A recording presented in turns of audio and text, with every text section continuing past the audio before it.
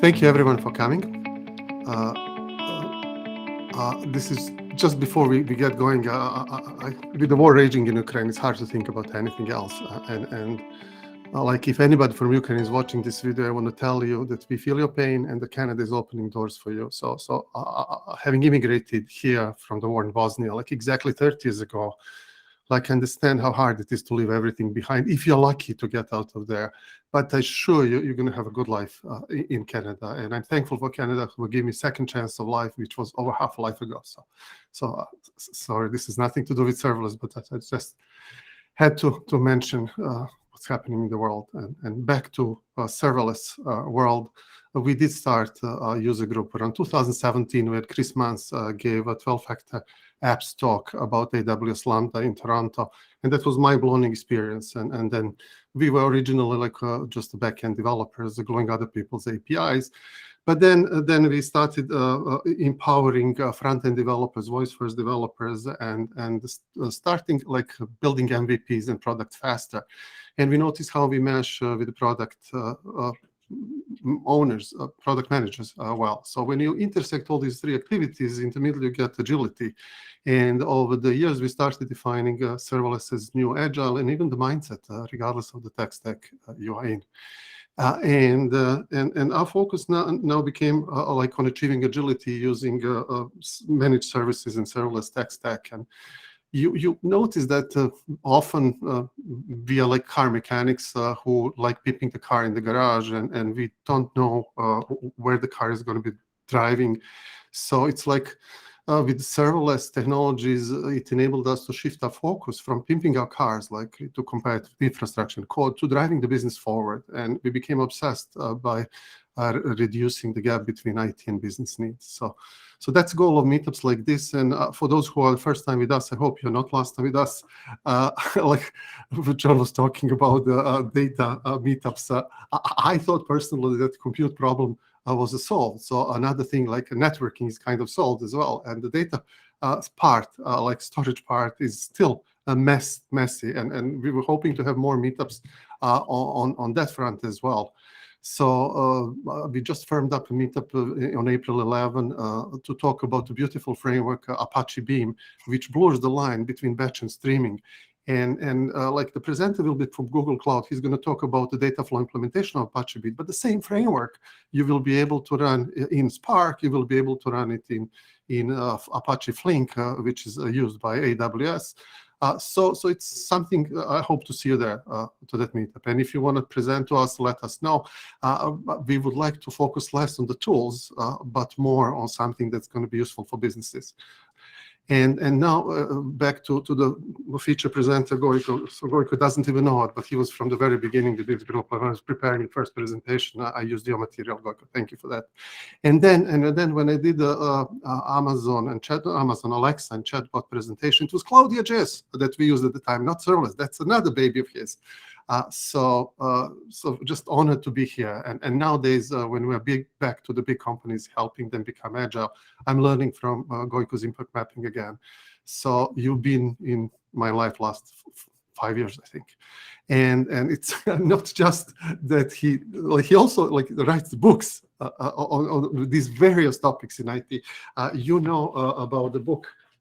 I keep telling you about this. That's how Gojko became Amazon Hero. But there are all other books that he has, like 8 books, I believe you have, and 5 of these are being available from RainPub. And today we're going to raffle a couple of those for you if you hang until the end. So thank you, Gojko. I'm really honored to have you with us. Please take it away. Thank you very much. So I don't know if you need to turn off the presentation or make me a presenter or something like that. I do. Kind of. First of all, thanks everybody for joining this. And it's lovely to have so many people from different parts of the world.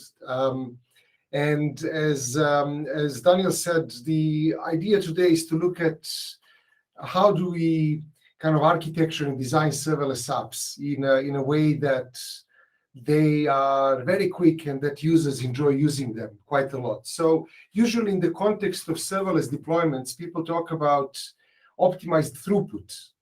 Not necessarily optimized latency. So Lambda, Google Cloud Functions, Azure Cloud Functions, they're amazing if you need to run 50,000 things in parallel, and they're all going to scale up and scale down. But very often, people, at least that I talk to, are concerned whether they can get like really, really good performance on every single call. And that's kind of what I want to talk about, how we're doing that for MindMap and how I'm doing that for Nerakit.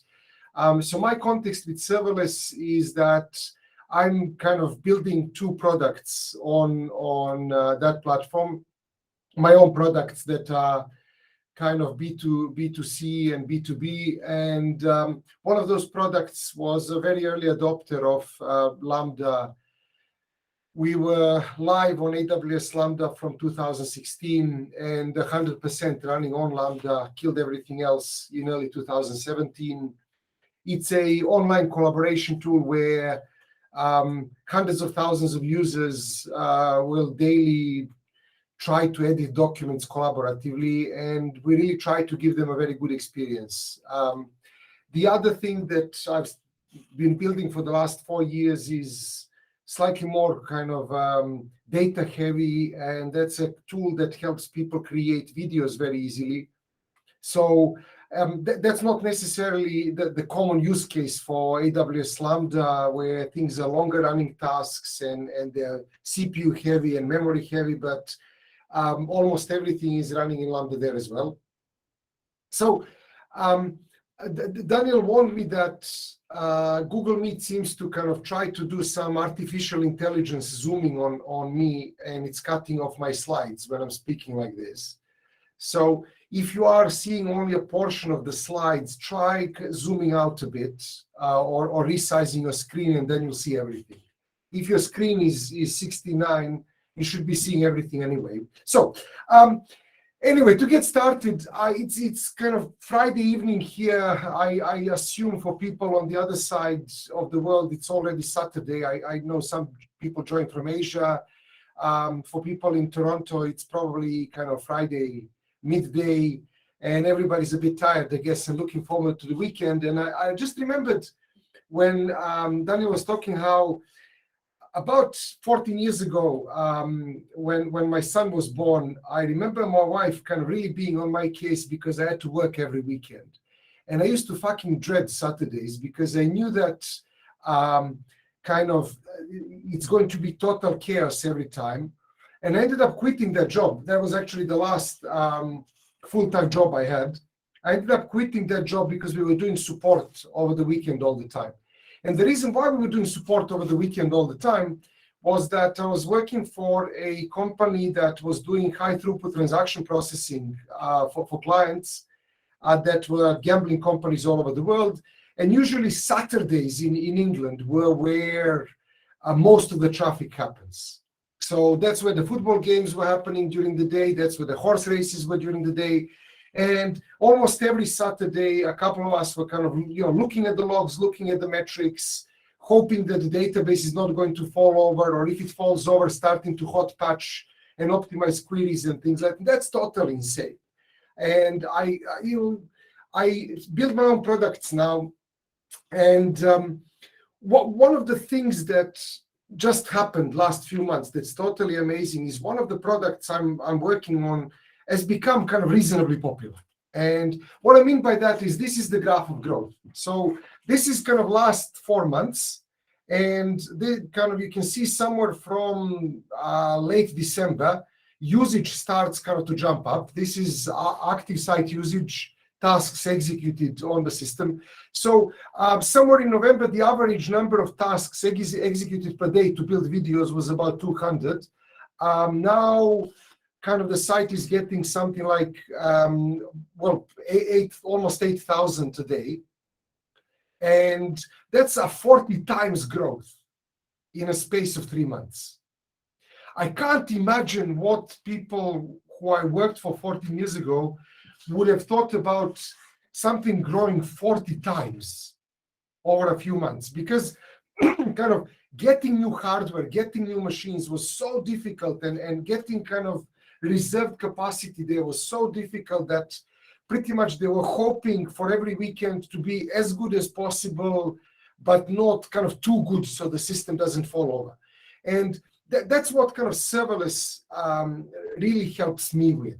I'm not worry about these things and be able to enjoy a 40 times business growth over 3 months without really sweating it. I don't remember a single episode in this whole graph where I had to do some infrastructure troubleshooting or think about scaling or anything like that. And that's amazing because it means that I, as somebody who builds a product, can focus on the core domain, and I can focus on making the product better for users. I can focus on providing more value instead of kind of trying to figure out where things are going to explode if they grow twice, not 40 times. So, and one of the things that kind of is becoming really interesting is how does designing software for something like this differ from designing software that people are used to, 3-tier architectures, thinking about reserved capacity instead of auto-scaling and things like that. And this platform itself is changing a lot. So most of what I'll talk about is, I think, universal, because it's really about how do we design resilient network services and how do we design highly distributed systems. But some of the stuff is necessarily going to be very specific about AWS Lambda, because that's what I know. I've not really used Google Cloud Functions or Azure Cloud Functions in Anga, so some constraints might be kind of different if you're using that, but hopefully the principles will stay the same. And one of the things that really is an important constraint in the current way of working, regardless of the platform you use, is that things change all the time. I remember talking about serverless in 2017, 2018 at conferences, and I had this list of 20 things that are really still big problems that were kind of where Lambda is not good for that. And over time, I've kind of taken them off the list because they're changing the platform and they're improving things. And one of the best things about the platform for me is being able to kind of just get all this operation stuff and get all the management from Google or Amazon or Microsoft and not have to worry about that. So that helps stuff like this. What it also helps is with kind of things normally expected from somebody who runs an infrastructure business, like providing security updates. And I remember in 2018, was it, where this Intel processor thing happened, and the first vulnerability that was discovered was in all the news. Then there was another vulnerability about a month later, and we got an email from a university admin saying that they need to have they need to get from all the vendors what their mitigation plans are for some security vulnerability. So these people were in the US, we're in Europe, so I'm waking up, drinking my coffee, reading email, and I get this kind of cryptic CV code for this vulnerability, and somebody asking to provide how we're mitigating that and what the plan is, and I have no idea what that is. So I copied the code, I pasted it into Google, and the first news result on Google was that Amazon Lambda was already patched overnight. So there's basically nothing for me to do. And that's a wonderful thing that kind of we can get with this platform. And often things improve under the hood without you having to change any code or me having to change any code. And one of the things that happened, kind of, especially if you look at performance and responsiveness, that's interesting a few months ago is Lambda, or Amazon announced that it's possible to use ARM instead of Intel processors to run Lambdas. And if you do something in .NET or Python that's interpreted anyway, there's really nothing for you to do. So you can just flip the switch, make it run faster. And what they were claiming is that there's kind of 20% better performance at 20% lower cost. So it's brilliant, and hearing something like that often means let's just kind of save money and save time and jump into this. And lots of people jumped onto this opportunity immediately because the platform improved. And as I mentioned, I have this product that's kind of for people to build videos. So we'll take PowerPoints or we'll take Markdown files and create videos. So lots of developers use this to automate like documentation videos or feature demos that are always in sync with the software because you can put it into CI. And for this use case, 20% faster at 20% cheaper is amazing. And instead of just turning on the switch and moving to the new platform, I tested this stuff. And I decided, look, this sounds too good to be true. How about I run an A/B test? And one of the best things about auto-scalable deployments that are priced by usage, like Lambdas or Google Cloud Functions, is that running 2 or 3 environments costs you the same as running a single environment. Going back, 14 years ago, when we were maintaining these beasts, having another environment just to test like how this works in ARM basically doubles the cost. But because serverless deployments are usually priced per request, not per infrastructure, the same number of requests cost exactly the same. It doesn't matter how many production environments you have. So I set up a copy of our production stack and let it run for a bit and did A/B testing. And my conclusion was that although they were claiming that you can get 20% faster performance at 20% lower cost, actually Intel was performing much significantly faster than Graviton. So this is milliseconds, and the blue one is Intel, the green one is ARM, and these are different sizes of lambdas. With the different lambda size, you get different CPU allocation. So pretty much at every memory and CPU allocation I tested, my results were contrary to what the news was and what everybody was talking about.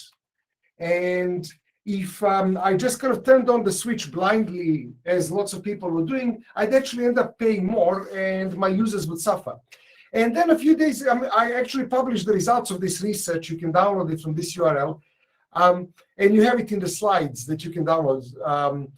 So, a few days later, it turns out I'm not the only one. And some other people started noticing that their functions were running slower in ARM. And although ARM was 20% cheaper, you pay for the time in the processor. So basically, lots of people found out it's not running faster, it's actually running slower and negating the performance benefits. So rule number 1 today, if you want to get as much performance as possible out of your serverless deployments, or out of kind of the cloud in general, because the platform is moving so quickly, is don't believe the news. Don't believe anything anybody says, test everything yourself. Don't believe anything I say today, go and test it. And see if it works the way you expect it to work. Because my workflow and my use case was running FFmpeg on lambdas that almost nobody does. They didn't test that, but that's what I need. And for my particular use case, ARM was slower than Intel. For some other use cases, maybe it was faster. So don't necessarily assume that the stuff you read is true for your use case because the platform changes so frequently and so much. So there's some benefits to that, like somebody patching up your security while you're sleeping, but there's downsides to that. Is really, it's a moving ground and we need to look at everything correctly. We need to look at everything critically. So especially stuff that's older than a few months, because there's lots of things on the internet where people say, well, the best practice for Lambda is to do this, or the best practice for Google Cloud Functions is to do this, and it might be outdated because the platform moved.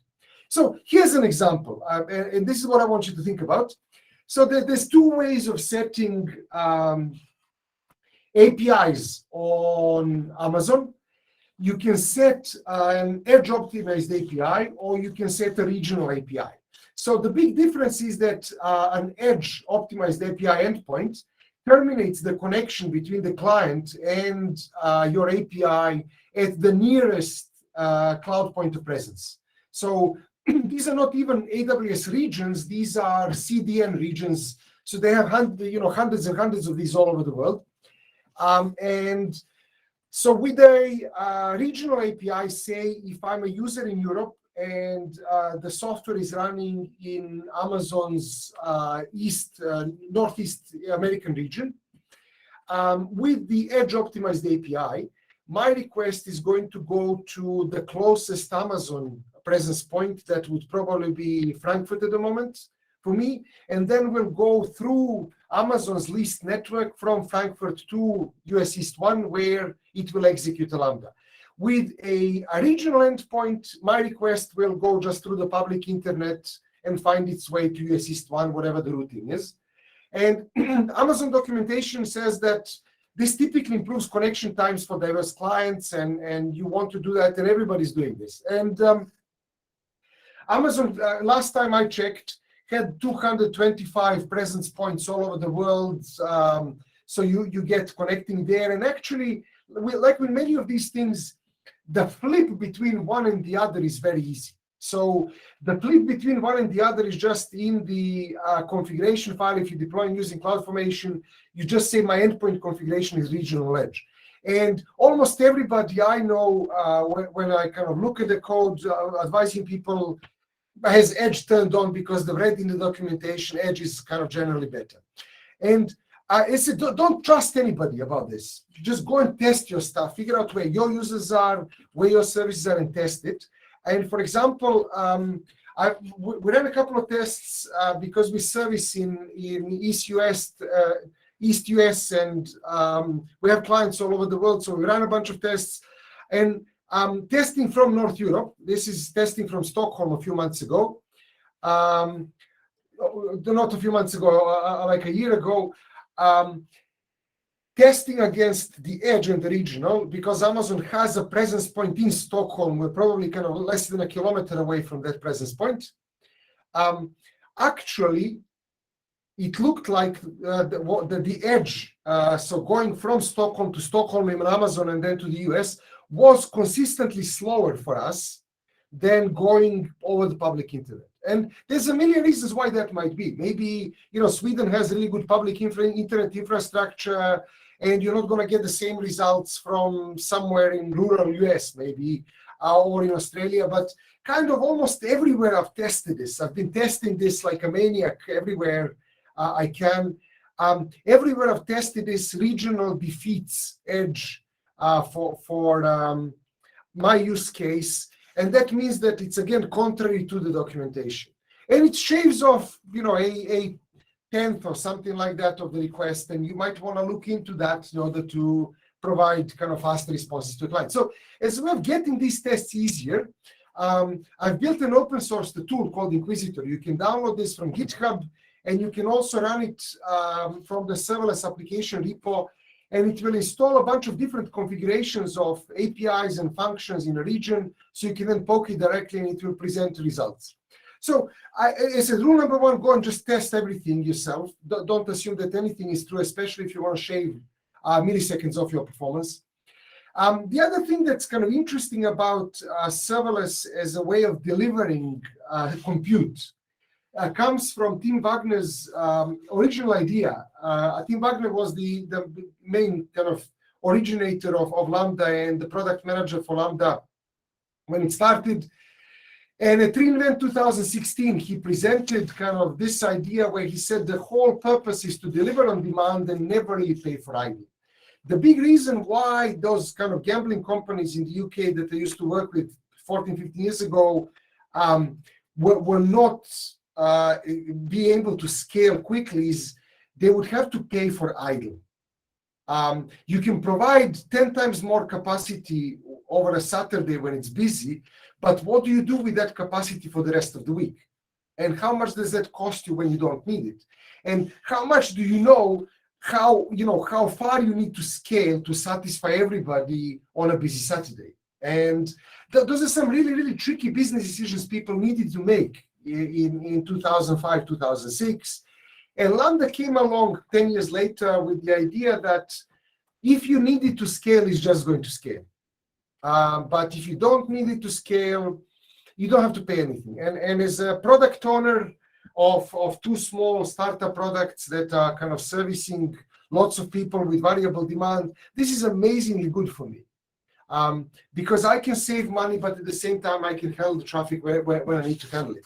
So this is so weird for people. It's difficult to accept. And you can see kind of lots of optimization ideas that were poked around the internet, especially a few years ago, where Lambda startup time was relatively slow. And if you look at kind of optimizing Lambda performance on Google these days, you still have these kind of keep Lambdas warm idea where you're supposed to keep a couple of them in reserve all the time.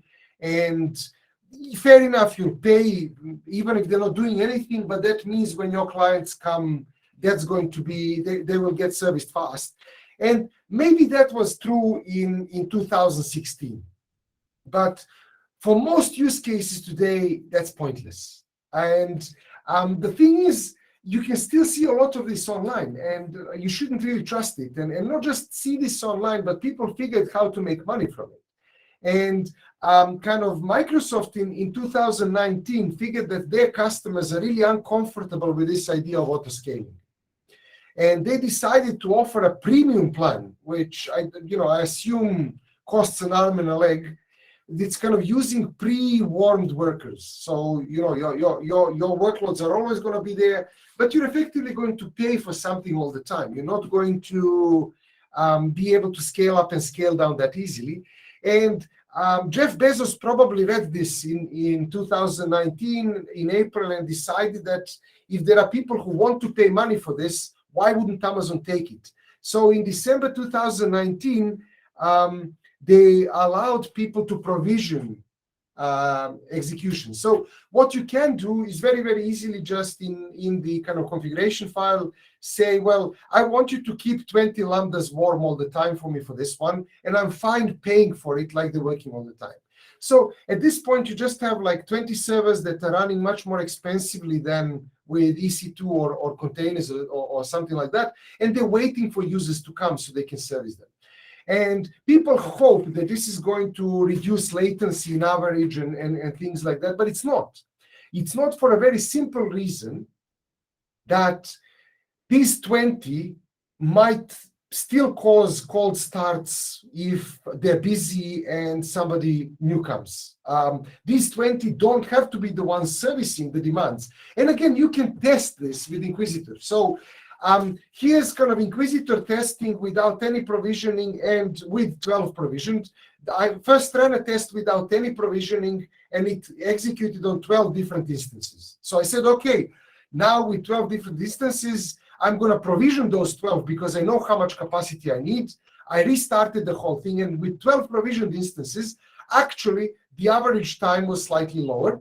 The minimum time was 1 millisecond faster for kind of thousands of executions, but the 65% and the 95% execution was either you can read this as no difference or no provisioning is slightly faster. And the funny thing is the number of instances in a test where I said use 12 provisioned things was actually 26. So Amazon was launching many more instances in this case than in a non-provisioned one. So again, test everything yourself. Don't try to assume that what the documentation says is correct.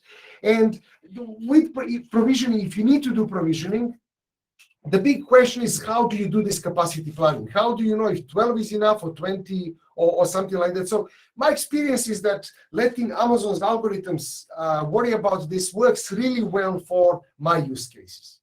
It might not work really well for your use cases. Again, test it.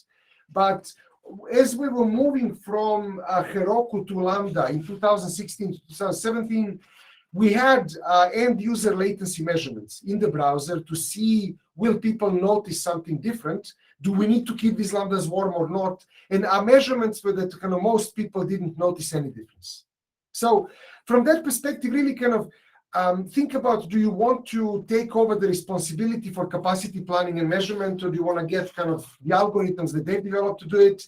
And even if you kind of want to do something like this, there's another option that you can get, and this is to define kind of this auto-scaling target. So you can, kind of with provision concurrency in Lambdas, tell Amazon to kind of try to scale up something between the minimum and the maximum capacity, 1 to 100, expecting that about 70% of it gets serviced from provisioned instances. So then they will modify this number on their own. But I really suggest kind of questioning whether this is the right thing to do or not. So for me, something like provisioned instances are a great example of an Amber type feature. And Amber type features basically actually make Bezos even richer. They're only designed so that Bezos takes more of your money. There's no real reason to use these things if you design the system well. So that's kind of really what the next piece is.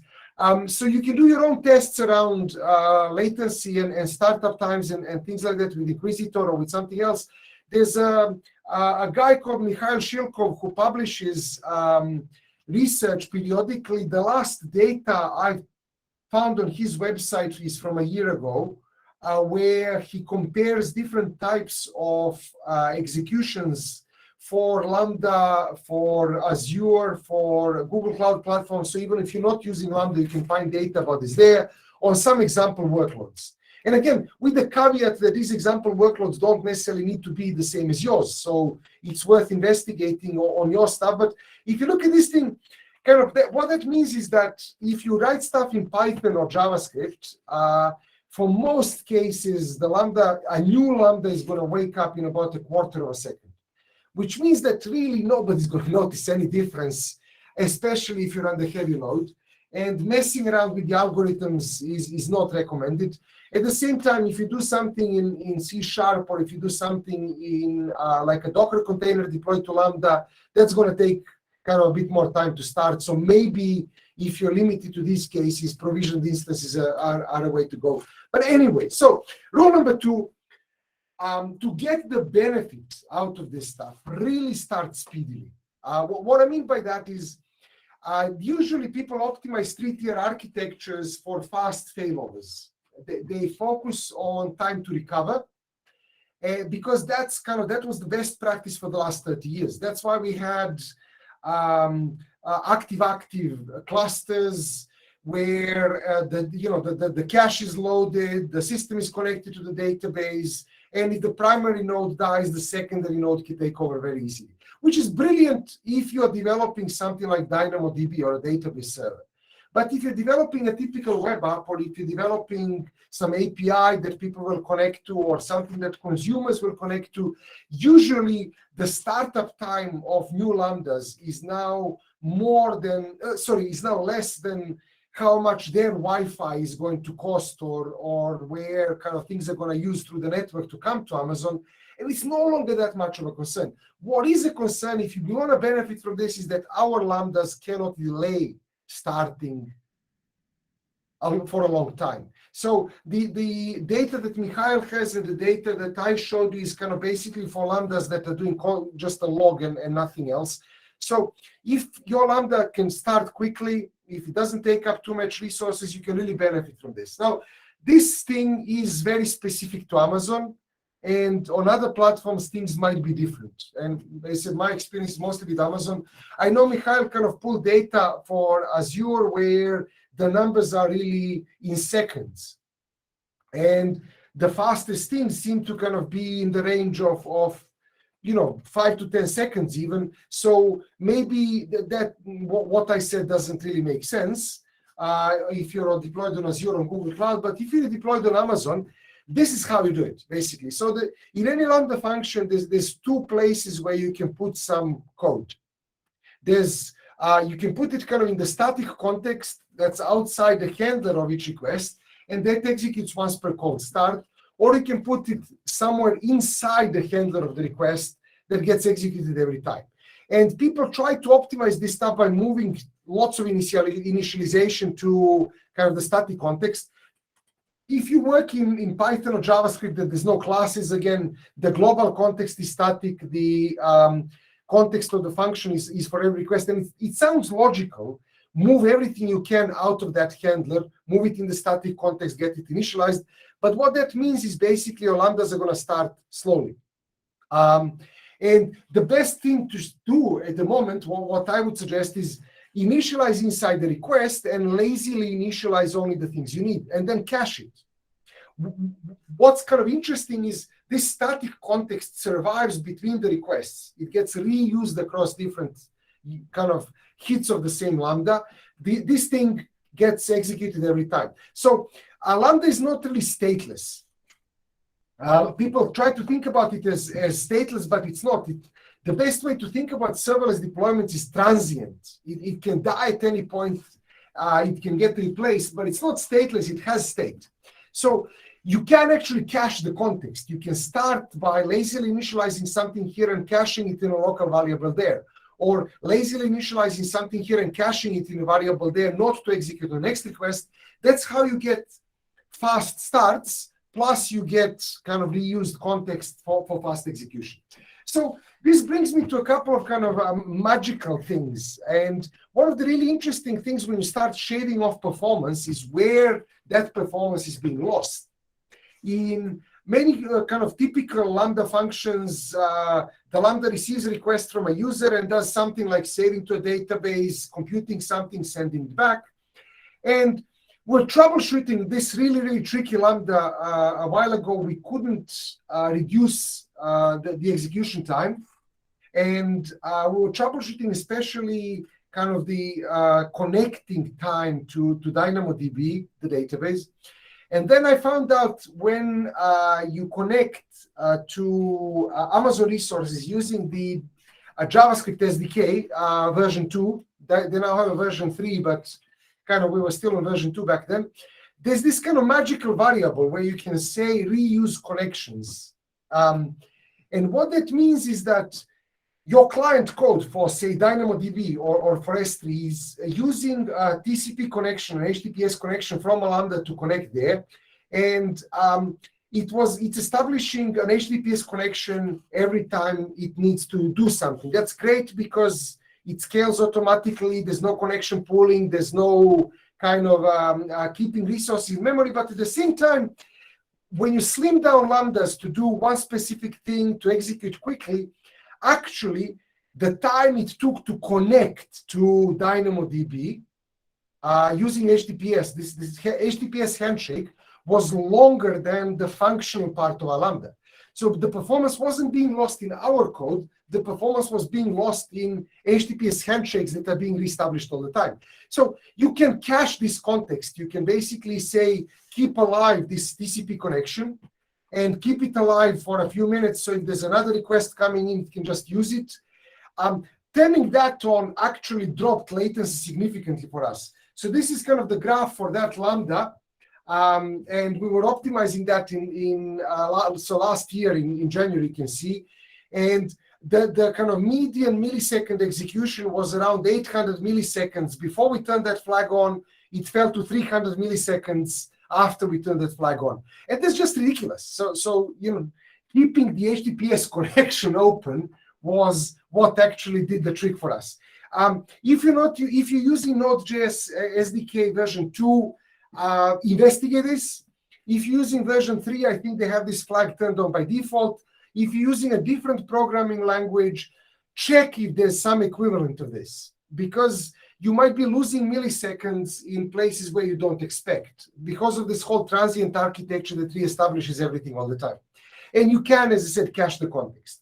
So the next thing where people tend to overly optimize stuff without really understanding what they do is how things get deployed and where things get deployed. And this is where we start hitting basic physics.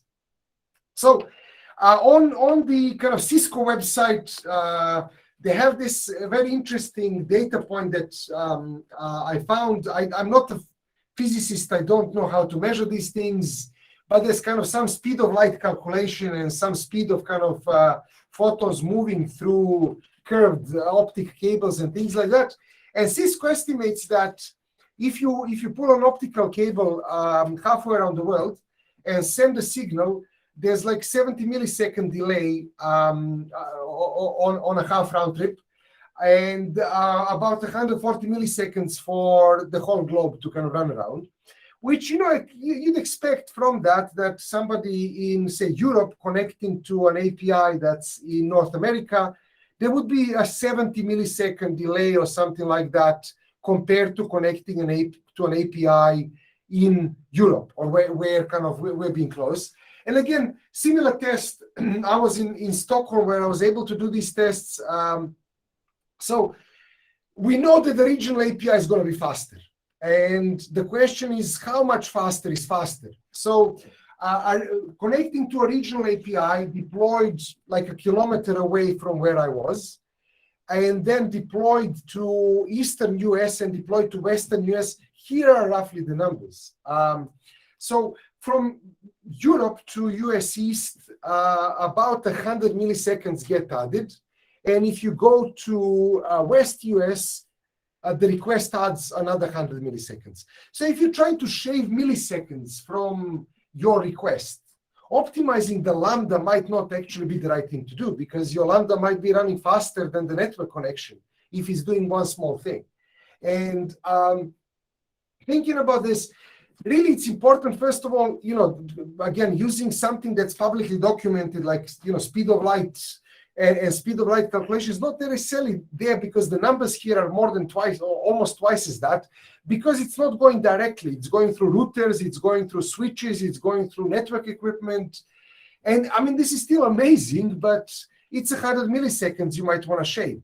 So if you really want to shave off milliseconds in cases like this, the only thing you can do is kind of come to the customers. And after optimizing serverless functions for starting quickly, really the biggest gain is to place workloads close to your users, if you can. And this is, again, where the big benefit of paying per request means that it costs you absolutely the same, or almost the same, to have one production environment in Europe, one production environment somewhere in Singapore, one production environment in East US, one production environment in West US, or just one production environment. The cost is almost the same. Now, of course, there's some kind of more complexity around maintenance, there's more complexity around data synchronization, things like that, but just pure operational cost is almost the same, which means that if you really want to shave off milliseconds, you should come close to your customers. And over the last kind of 4 or 5 years, the platform's again been improving. It's not trivially easy to do a multi-master deployment everywhere yet, but it's getting much easier. So there's a couple of kind of things to investigate. Amazon announced, I think about 2 years ago, something called global tables. And global tables are basically multi-master replicated DynamoDB. So you set up one kind of table, and then it automatically synchronizes data across multiple regions so that people can go, say, from a browser to an API that's close to them, and then to a database into Lambda that's close to them, without even having to go through the whole public internet. And the performance of synchronizing here is in kind of tens of milliseconds or something like that. If you're keeping data on S3, S3 has something similar. It's a bit slower than Dynamo, but it kind of it has this thing called real-time replication that kind of replicates replication time control that replicates data across different regions, and they guarantee that it's going to be replicated within 15 minutes. So if you have some data that can be across different regions in a couple of minutes, or that can be in a couple of regions across, I don't know, a second or so, then global tables in Dynamo, S3 replication might actually help you deploy multiple versions of your production and bring workloads close to your users. So there's still a couple of services where you get really hit badly by multi-region, like Cognito, but most of the stuff is quite easily doable in multiple regions. So this brings me to kind of another interesting aspect of what often I see people doing. And this is kind of to treat Lambda as a kind of application server. In like a typical 3-tier architecture, we have a client connecting to a CDN, the CDN connects to some kind of API, the API connects to an application server, and the application server talks to a storage, maybe to serve dynamic content, maybe to serve static files, JavaScripts, CSSs, images. And there's lots of these starter packages for serverless where you don't have to change your application much. You can just deploy it within Lambda and operate it like a web server and things like that. So there's something for Spring Boot that kind of almost lets you run the same apps in Lambda and outside of Lambda. There's something for Node.js Express. There's for .NET, they've developed a ASP.NET wrapper to help people get on Lambda quickly. But I see very often talking to people at conferences, this kind of setup where people are using Lambda to serve static files and images, CSS, and this is like super number. This literally makes Bezos richer without anybody having any benefits from it. So what I would strongly suggest is kind of don't do this. Like, don't use Lambda to serve static files. There's lots of other ways of dealing with this. For example, CloudFront, Amazon CDN can connect directly to S3. There's no reason for you to put an API gateway and a Lambda in between. And there's also kind of, you can start cutting out the middleman in many places, especially if you already have some Amazon service that talks to something else. So for example, lots of people use Lambdas to handle webhooks. And the way they handle webhooks is they get something on an API, the API pushes things into a Lambda, and the Lambda saves it to SNS or something like that. API gateway can, with a bit of massaging, talk to SNS directly.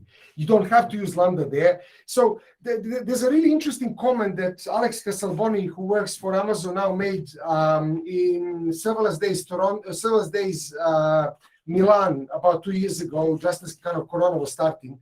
And he said, don't use Lambda to transport, use it to transform.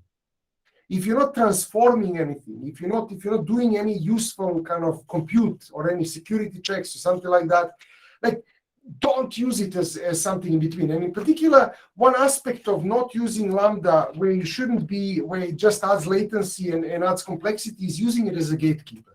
So often people moving away from a 3-tier architecture or something like that and moving into serverless, they start thinking about, well, the application server was where I was controlling security. So everything before the application server was not trusted.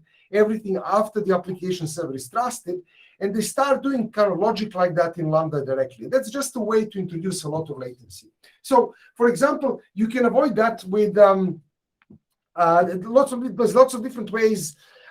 For Nerakit, where I'm building lots of videos for people, and then kind of they need to check the status and things like that. They kind of use this trick. It's very useful. When a client wants to access a file or kind of poll for a file and see if the file is there, instead of going through an API and then going to a Lambda and the Lambda talks to S3, we can expose the S3 directly to the client. Think about it from this perspective.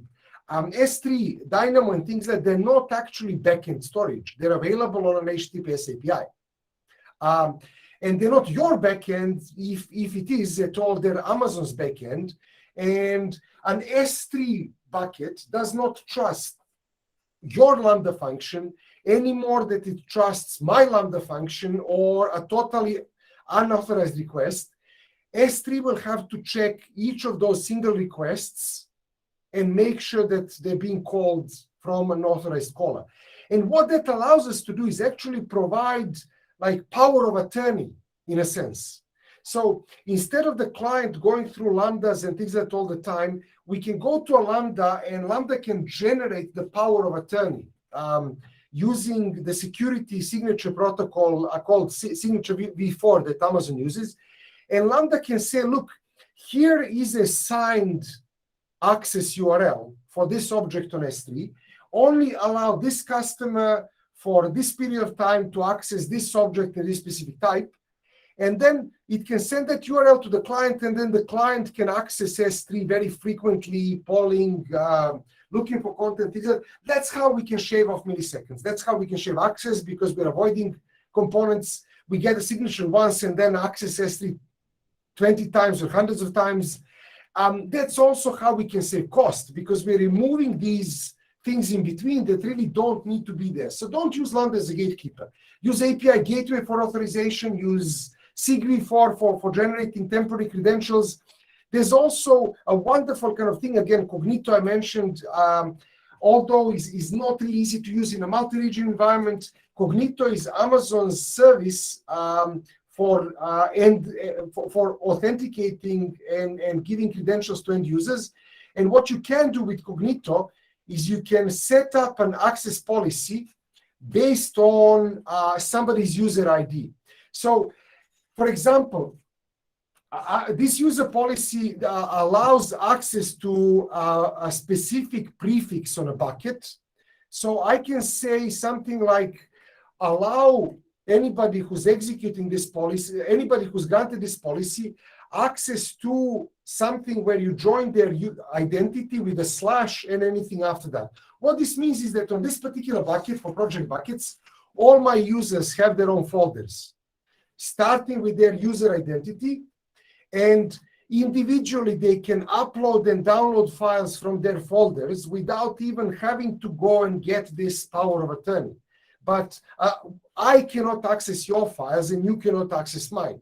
That's exactly what we need for kind of users to do. So you can do policies like this for really crazy things. You can say users can update only their email in Dynamo database for a record matching their user ID. And then you can get clients to talk to databases directly. As a kind of gray-hair server-side programmer that used to work on high-throughput transaction systems and banking systems and things like that, letting a client talk directly to a database or file storage just sounds insane. That's like a fireable offense in a bank. But with something like this, again, the storage isn't yours. The storage is Amazon's. Every access request needs to be validated and authenticated and authorized. And if you can do it directly and get the platform to do this, why not? Why kind of just not jump into that directly? So this is kind of really one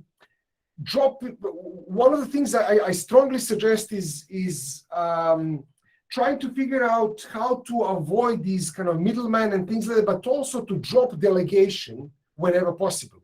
And going back to kind of what Alex Casaboni said, use Lambda to compute and transform. Don't use it to secure, don't use it to transport things, which then begs the question, for a standard use case where a client is using HTTP to talk to an API, the API is talking to a Lambda, the Lambda is talking to something else, do you actually need an API?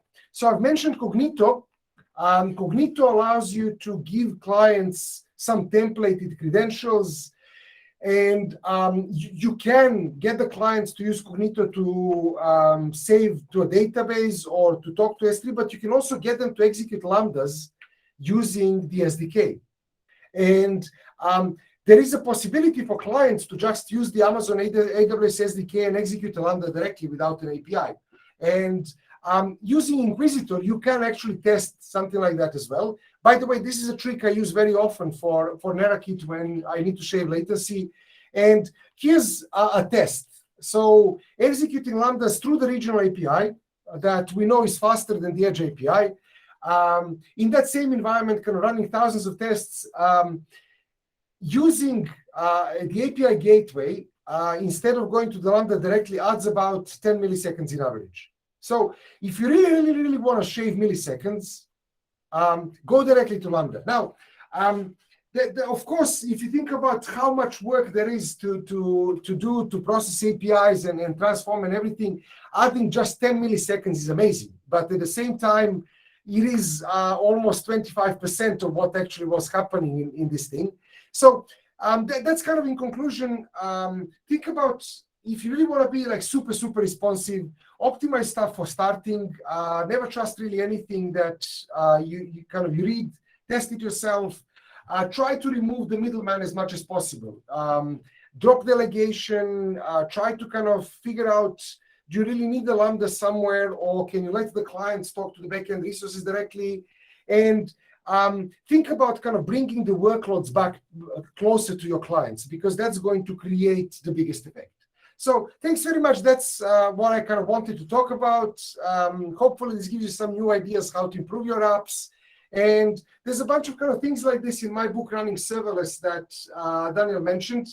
So that's kind of about it from me.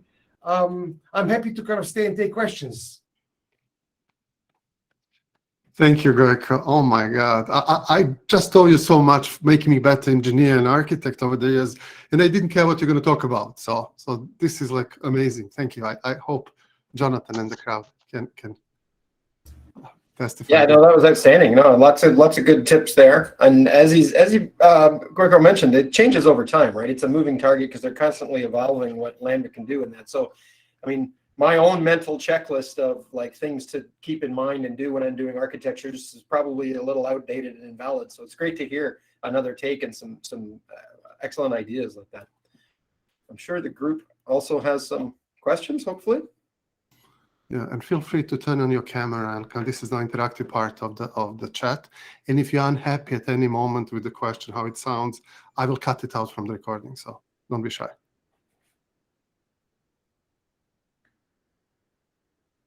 I can ask one quick question. Do you know if you were talking about that Node.js keep alive flag that you can use if you're doing repetitive requests to say DynamoDB or something like that? Do you know if it works across clients? Like if I have that turned on and I have code that will sort of await a request to Dynamo and then next go get a SSM get parameter, will it reuse it in those cases, or is it only within the family? I think it will not, because it's just a HTTPS connection to the endpoint. So if you're connecting from a Lambda to Dynamo, you're connecting to the Dynamo service endpoint. Yeah. If you connect to a different,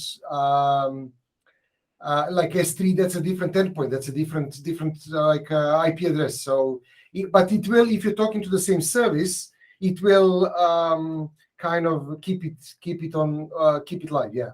Okay, yeah, I wasn't sure if it was like every single client library used a different endpoint or whether some of them were common. Okay, but I guess that's what it was. Okay, I don't know. Look, if it's the same IP address, then it will keep it live. I really don't know. Yeah, no, good point. I was just thinking out loud. That's cool. I didn't. And know, again, that's test it. That's one of these things. Just go and test it. My assumption is that it will not make any difference if you're talking to different services. But hey, maybe I'm wrong. Yeah, no, benchmark is, yeah, you're right, the way to go for sure. Anyone else got some questions? Yeah. Actually, we have people gurus from Amazon here. I don't know if Mike, you're in position to chat as well. I wanted to introduce you to Gojko. Yeah, no, I'm here. I don't want to distract. I'm here as a observer, as a learner, participant today, but happy to help. I have a question, actually, if you don't mind. Just sort of as a power user, right? I'm sort of curious, like, lots of great advice on performance. What's your mental model for cost projection? Like, how do you think about sort of trying to predict the cost of a workload in these managed platforms when you? I mean, I get this question all the time too, but I'm curious to get your take on it. So I can give you with a kind of first explanation what my perspective here is.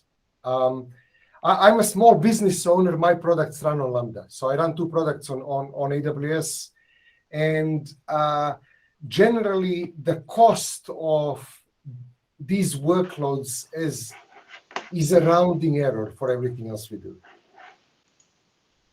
So I like the cost of the whole infrastructure for MindMap, as it has, like, servicing real-time collaboration is probably $200 or $300 a month. And how many users? 500,000? Hundreds of thousands of users, yeah. So it doesn't even register kind of as a thing for me to worry about. NeraKit, the infrastructure costs more because the workloads are much heavier. It's kind of video processing and things like that. But even with that, Lambda is just like a fraction of the cost. I think my biggest single cost in Amazon now is not gateways for VPCs, because that's like fixed cost. It's not scalable. So my perspective is that because this thing scales on demand with usage, as long as it's kind of proportional to usage and we're making money from usage and there's a good multiplier, then we really don't care about the cost projection, because more cost actually means more money for us, because that means it's being used more and it's making more money for me. So as long as kind of, there is a decent multiplier between what I pay Amazon and what I make, increasing the usage is brilliant, and I don't have to worry about the cost. There are a few things that are fixed, like NAT gateways and things like that, and that's really where I'm trying to be careful with cost projections. But for serverless, I've never really had to do cost projections, because we kind of turn it on and see what happens and just monitor it. So my case is probably different from other people's cases, because I don't have to justify the budget to anybody. It's my money. And then I can do these experiments. Got it. Okay, cool. Yeah, no, I agree with you. I mean, as long as the unit economics prove to be good, then, scale away, right? Just wondering if before you sort of build a workload for the first time, if you ever try and model out the cost in any way, or if it's just test and try, like sort of go with your philosophy of, trust but verify, like prove it, test it. Yeah, I would prove it, and if it's something really experimental, I would probably open it to a small group of users first, and then measure what actually happens. Yeah, got it. Okay, cool. Thank you.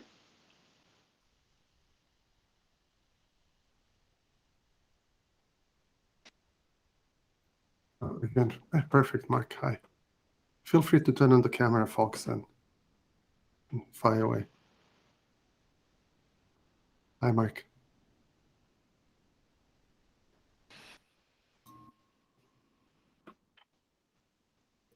This is one of a kind opportunity, so don't waste it. Okay, so I guess if nobody has any more questions, let's call it a day then. Thank you very much for. Oh my God, that's too quick. Give them a chance. Let's do like a first call, second call. I have tons of questions, but now I have. Go ahead. This is Branislav speaking. So I'm from Serbia. I would like to thank you for this presentation. Ciao. And of course, I do have like 110 questions for you, but maybe the one that I'm interested in right now is, have you used step functions in your applications? And what do you have from there in terms of tests, in terms of speed, if you want to use, for instance, connection to Dynamo? Then you have an option in step function just to insert or update one item in a table, not to use Lambda function, but the actual option to add a connection to Dynamo from step function. You don't have to write the Lambda function that will insert, write, or update data in a Dynamo.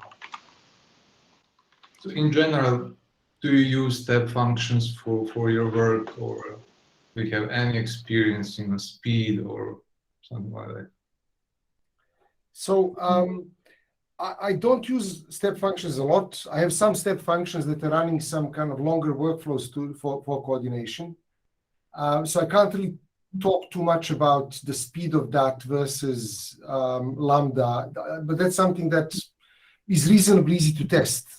So, if I was trying to look into that, I would probably kind of write up a test and test it. So I don't have any experience with that. Generally, I avoid using step functions because I like to program in a programming language, not in kind of some workflow language, because I can unit test the code and I can then control what happens much easier.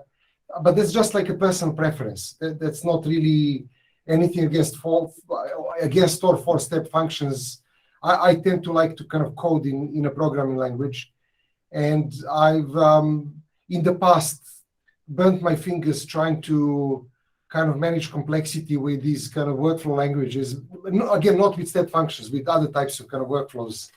So I've not really had too many use cases where I had to use step functions. And I think they're good if you want to run some kind of longer workflow that can take a few days or a few months, even like customer onboarding and coordinate that, because that can't stay in a Lambda.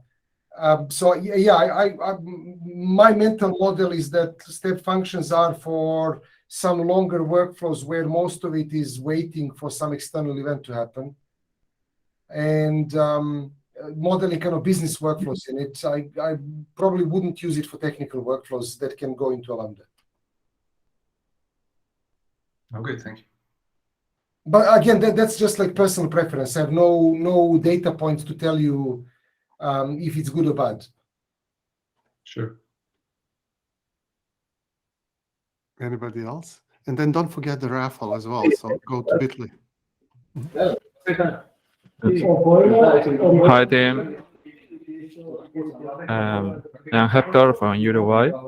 I have one question because I have in mind one architecture, but from the beginning, we know that we are going to use a fixed load through the day, which we can solve using a step function like you said before, or run EC2 instance through all the day.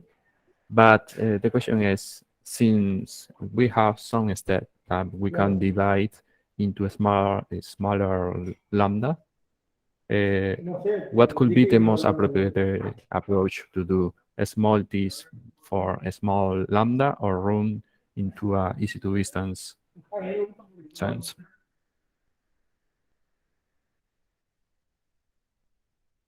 Gojko, you're on mute. Gojko, you're on mute. We cannot hear you. So sorry, there's some noise in the background and I didn't really understand what you were saying. So can you repeat what you're asking about, please? Yeah, sure. Sorry for that. I have one architecture that we are using one EC2 instance for full days workload, but we can split this task in a smaller lambda function. But we are thinking on the cost and the best approach to do that. What do you recommend? Obviously, you know that you personally use a lambda as a main flow, but what about the step function or another thing?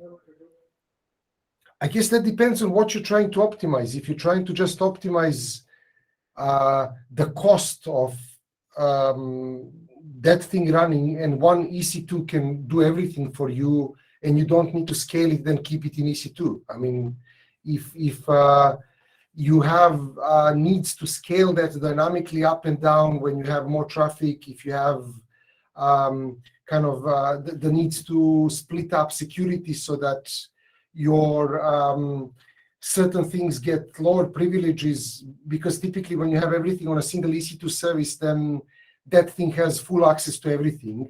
And you might want to kind of lock that down, then lambdas would probably be better, because then you can do different security privileges for each lambda function, and you can split them out. So I would probably look at maybe what parts of your workflow need to scale up dynamically or scale down, and exposing them as lambda functions and pulling them out, and starting from that perspective, because that's the benefit of lambda, really. You don't have to worry too much about management and capacity planning and things like that. But if you want to just optimize total cost, and a single EC2 instance can give you all the performance you need, and you don't worry too much about scaling or management costs of that, then just keep it on EC2. I got it. Thank you so much. Hi, this is Mohan. I have one question here. So basically, one of the points you mentioned is stop the delegation, right? You can take out the middleman services, unnecessary services. For example, if you want a customer wants to upload a form or any kind of PDF, it goes to the S3, but we want to scan the document, right, as a part of the process. Like it could be a virus scanning, whatever it is.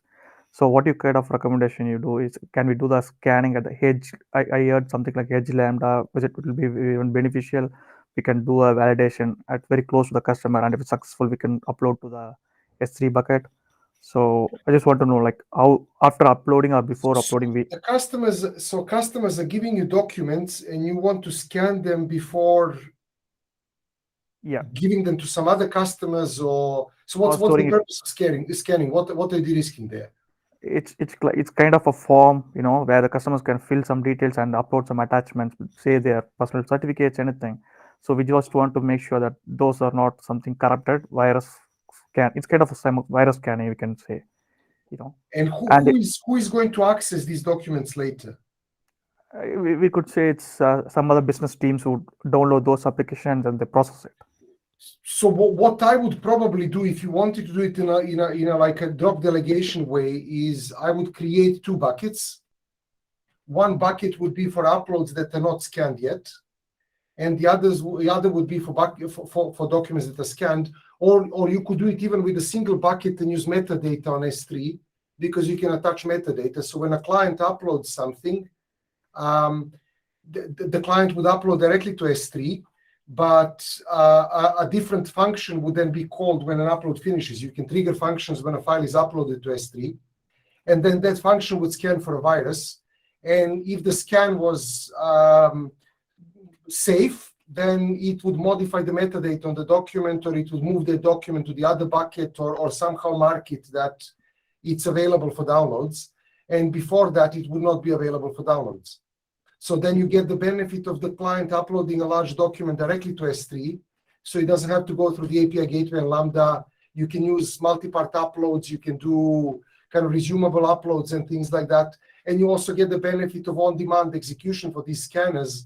So that can run inside Lambda as a event that is triggered by the upload being finished. Yeah.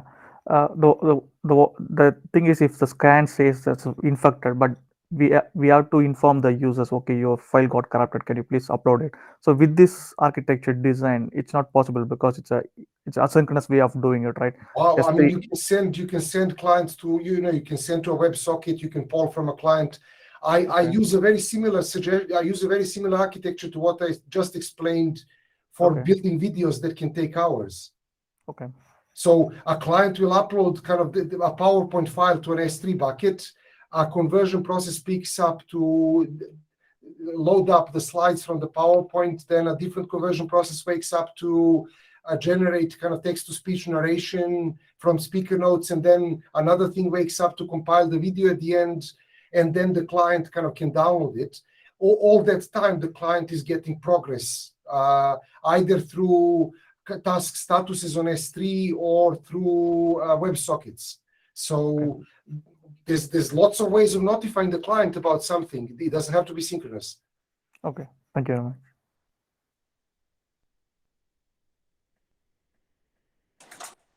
I have one question. First of all, thank you for great presentation. It was very informative. I have a question about, you said in your presentation, don't use Lambda for transport data or gatekeeper. You use the Lambda function as a compute power and transform the document. In my case, I have a raw data in S3, and this data moved to Snowflake tables, and I'm planning to use the Lambda functions as a trigger of detect anomalies in that data, and transport that data from Snowflake to S3 and transform their format to XML file. That's my plan, but I'm confused right now. So basically, that's the transport. I'm planning to use Lambda function as a transportation. I feel like that. What do you recommend about this?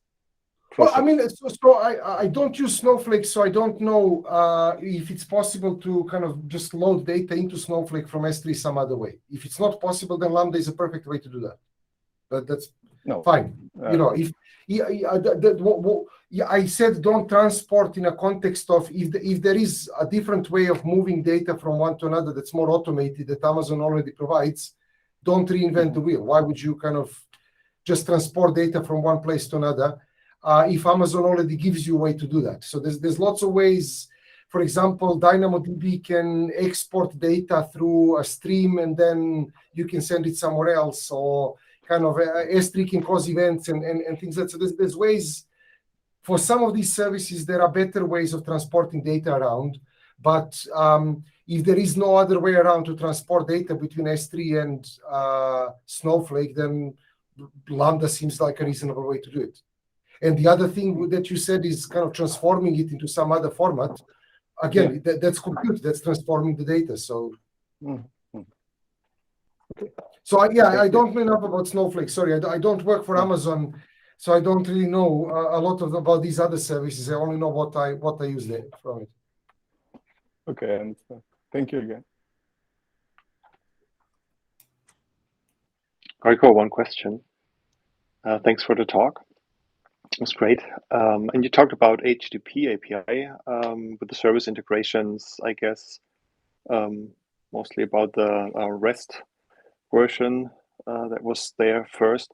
Do you have any experience with AppSync, kind of the managed GraphQL API? And maybe just really quickly, what are your opinions on? Only from a kind of investigation perspective. So I built a couple of kind of simple apps on it, so I can figure out how that works.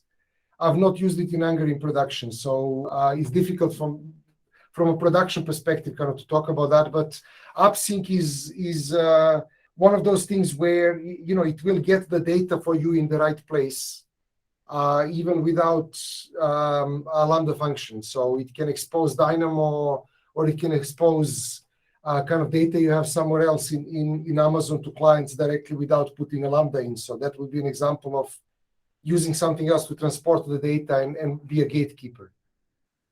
Okay.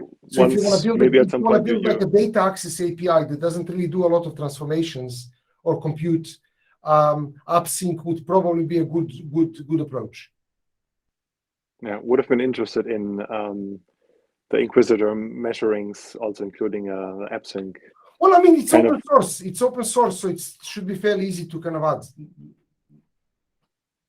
Okay. Yeah. Thanks. Great. Anybody else? We have 5 more minutes for the draw. So there is this SLS, a Bitly ServerlessTO form. I only see 12 names, I think, in there. So if you want to be there, we can do quick draw, and you pick any of the books Gojko has. Okay, I'm gonna leave. You can do the draw and things like that on your own. You don't need me for that. Thank you very much for attending the talk. Thank you very much, Gojko. Thank you, Gojko. Hope to see you again. Thanks so much. Thank you. Excellent presentation. A real businessman. That's awesome. So anybody else wants to participate in the raffle, like you can drop your name here in the chat. I will start sharing.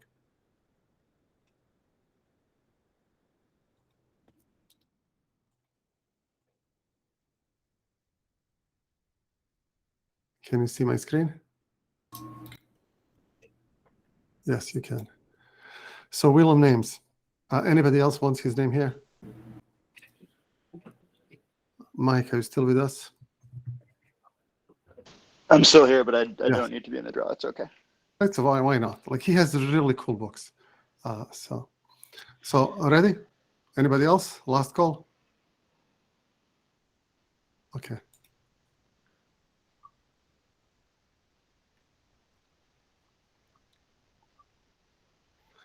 Hector, almost Mike. Hector, you're here. Hector, you're here with us. Yes. So if you can paste your email here, the website with Gojko's books, where is it here? So he has more titles, but these are the ones that are published on LeanPub. So any of those. I already have the coupon code for Humans versus Computers. So you can get it immediately. Others I'll have to ask you to generate. So think which one you'd like. And you don't have to do it right now. And put your email, please, Hector. Through the chat. Yeah, through the chat, so it's going to be remembered. So that's all for me. Any closing thoughts? This was Well, thank you for unexpected. setting that up, Daniel. That was an outstanding guest. Excellent talk. Thoroughly enjoyed it. It's kind of a nice touch to have the middle of the day to lunch and learn. But as it is, I gotta run really fast now because I'm going to be late. Same here. But it's great to see everybody again, and thanks for setting it up, Daniel. And everybody enjoy your March break if you're taking it. Yeah, and we'll and the weekend.